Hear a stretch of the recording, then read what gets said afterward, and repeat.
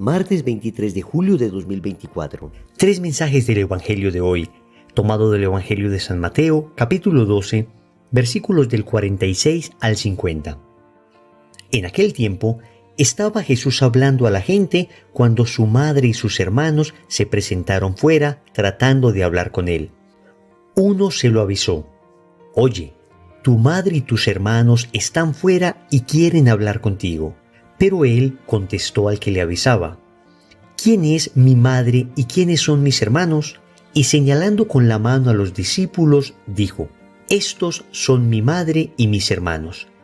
El que cumple la voluntad de mi Padre del cielo, ese es mi hermano y mi hermana y mi madre». Palabra del Señor, gloria a ti, Señor Jesús. La liturgia nos regala el día de hoy un evangelio bien especial. La familia de Jesús está afuera y le busca mientras él está predicando. Le dicen a Jesús que afuera está su familia, su madre y sus hermanos, y él responde de una manera que pareciera desconcertante: ¿quiénes son mi madre y mis hermanos? Sino aquellos que cumplen la voluntad del Padre. Vamos a entender este evangelio reflexionando tres mensajes. Primero, Jesús despreció a María. Segundo, ¿quiénes eran los hermanos de Jesús? Tercero, la nueva familia en Cristo. Vamos con el primer punto. Jesús despreció a María.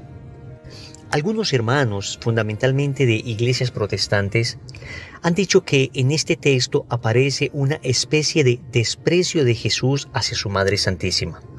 Pero nosotros desde la lógica y desde la palabra podemos ver que esto es imposible. Desde la lógica podemos entender que si nosotros, que somos débiles y pecadores, amamos a nuestra madre y queremos que ella siempre esté bien y no nos atrevemos a deshonrarla, y entenderíamos que cualquier tipo de ultraje, ofensa, deshonra a nuestra madre es una cosa objetivamente mala, pues ¿cómo vamos a pensar que Jesús, que es Dios encarnado, que nos vino a dar ejemplo del cumplimiento de la voluntad del Padre, cómo vamos a creer que Jesús nos va a enseñar a despreciar a nuestra madre? De ninguna manera. Y bíblicamente podemos sustentar esto. En la carta a los Gálatas, en el capítulo 4, versículo 4, el apóstol San Pablo dice que llegada la plenitud de los tiempos, envió Dios a su Hijo nacido de mujer, sometido a la ley. Cristo vino sometido a la ley de Moisés, precisamente para perfeccionar esa ley, pero no para anularla. Y si vamos a la ley de Moisés, vemos que el cuarto mandamiento prescribe que debemos honrar a padre y madre. Jesús honraba a su Padre Dios y honraba a su Madre María. Entonces aquí no podemos ver una especie de desprecio en las palabras de Jesús al decir mi madre y mis hermanos son aquellos que cumplen la voluntad del Padre. Todo lo contrario.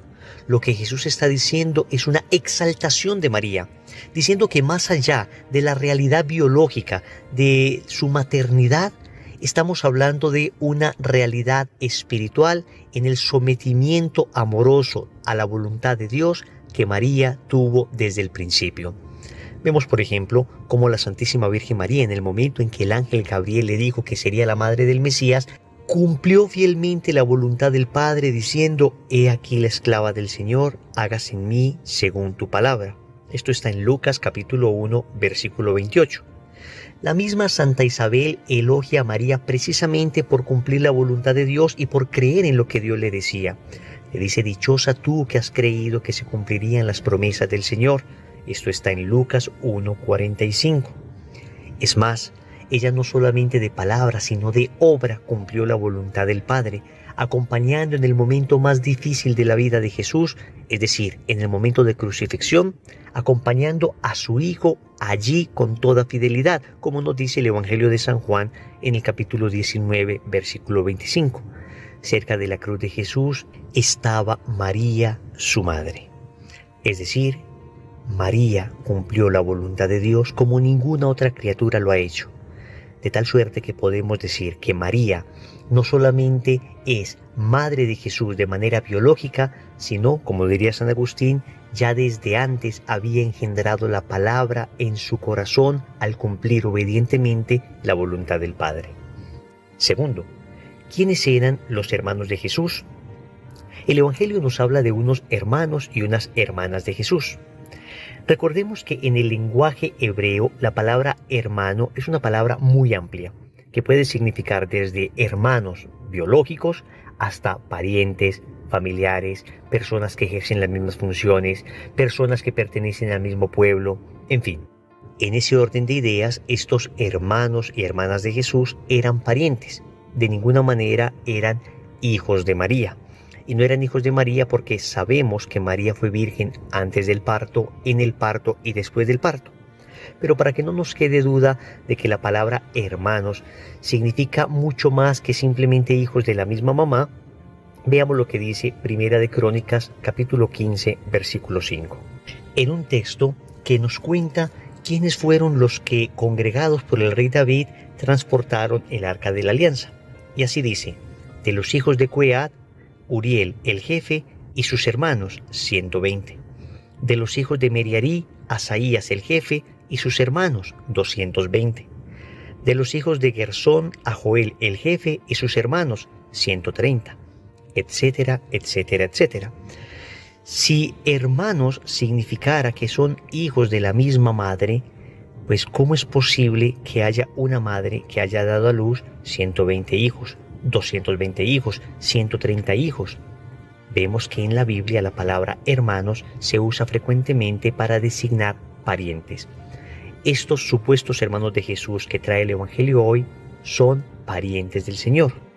Pero entonces, ¿qué nos quiere decir el Evangelio hoy con este acontecimiento que se nos narra? Vamos con el tercer punto: la nueva familia de Cristo. El Señor nos viene a enseñar que todos somos hijos del Padre Celestial y que lo que nos mantiene vinculados al Padre es el cumplimiento de su voluntad. Es decir, Cristo viene a constituir una nueva familia.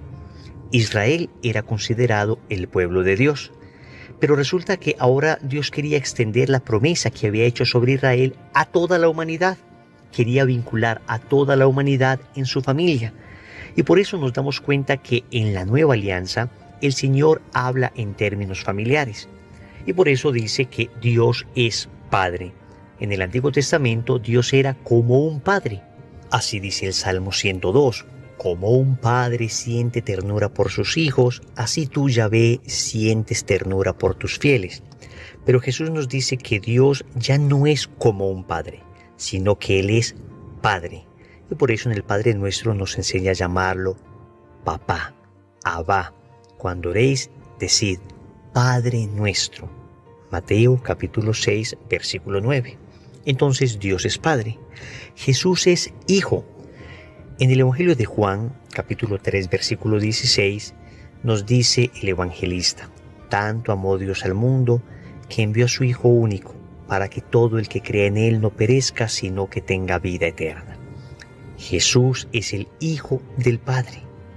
Pero nosotros participamos de esa filiación, es decir, nosotros somos hijos en el Hijo. Cristo es Hijo del Padre por naturaleza, porque también es Dios junto con el Padre y el Espíritu. Nosotros somos hijos de Dios por adopción.